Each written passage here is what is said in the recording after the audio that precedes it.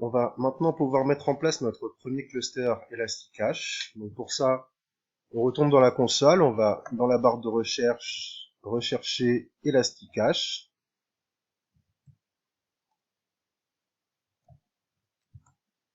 Donc, on a notre menu Elasticache qui va apparaître bientôt.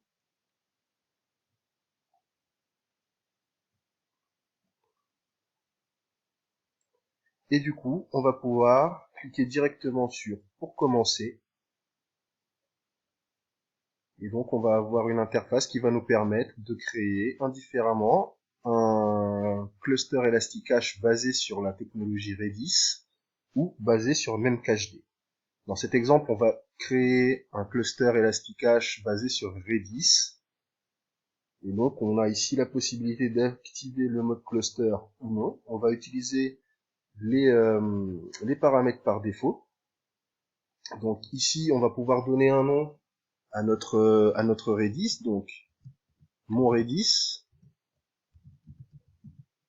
avec comme description mon Redis.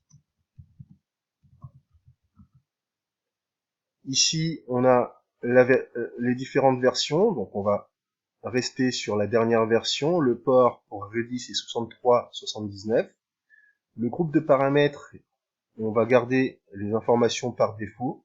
Ici, au niveau du type de nœud, on va pas rester sur du cache R4 large, car c'est très cher et c'est pas très utile pour notre exemple. Donc du coup, on va partir sur de la T2, cache T2 micro avec 0,5 Go de RAM et des performances réseau lentes à moyenne. On enregistre. Le nombre de répliques. Ici, on pourrait mettre plusieurs répliques. Et donc, du coup, on pourra faire du placement ici multi AZ. Mais si on met 0, par exemple, on voit que l'on n'a pas l'option multi AZ, étant donné qu'on n'a qu'une seule instance de notre Redis. On va rester sur du 0 puisque c'est pas très utile de monter un cluster tout de suite. De toute façon, ça va être juste un petit peu plus cher et pas très utile pour notre formation. Donc du coup, ici, on va pouvoir définir un groupe de sous-réseaux qu'on va appeler mon réseau Redis. Mon réseau Redis en description. Il va être basé sur notre VPC par défaut. Et ici, on pourra définir dans quelle zone de disponibilité on souhaite que notre Redis soit déployé. Au niveau des zones de disponibilité, on peut choisir les zones où, ou laisser indifféremment AWS choisir. Au niveau des sécurités, donc on a un groupe, on peut faire du chiffrement au repos avec une clé, avec la clé par défaut, du chiffrement en transit. Si on fait du chiffrement en transit, ici on aura la possibilité de définir un mot de passe. Et donc du coup, si nos utilisateurs souhaitent communiquer avec notre Redis de façon sécurisée, ils devront s'authentifier avec ce jeton ici. Donc le mot de passe, j'ai mis n'importe quoi, mais bon, c'est le principe finalement. Donc, on va faire uniquement du chiffrement en transit à la volée. On peut également importer des données dans le cluster, donc en indiquant un espace de stockage S3 par exemple.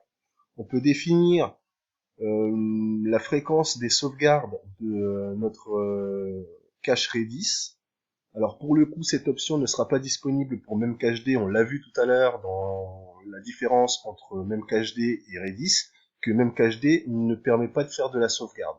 Donc ici, avec Redis, on pourra définir le nombre de rétention, enfin le nombre de jours de rétention pour nos sauvegardes, définir une fenêtre de sauvegarde, on va rester sur aucune préférence, c'est très bien.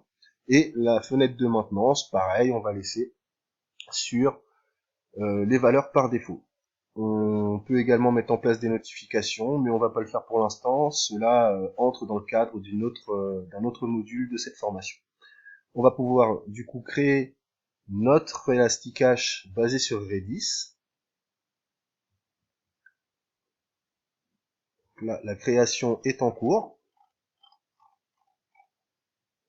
Bien, maintenant que mon cluster Redis est créé, même si c'est un cluster à un nœud, ce qui est antinomique par définition, donc on va cliquer dessus et ici on va pouvoir avoir le nom, les différentes informations relatives à notre cache Redis, beaucoup d'informations et donc du coup pour tester c'est plus quelque chose qui se déroule au niveau applicatif. Il faudrait que je monte une application, que j'interroge mon cache Redis, etc., etc. C'est des choses qui sont peut-être un peu complexes pour notre formation. En tout cas, ce qui nous intéresse nous, c'est de savoir créer un cluster Redis à la demande de nos responsables dans nos entreprises. Donc je vous invite également à tester la création d'un cluster Memcached, donc un cluster Elasticache Memcached. C'est un petit peu différent, on n'a pas les notions de sauvegarde, mais on a vu tout ça dans les, euh,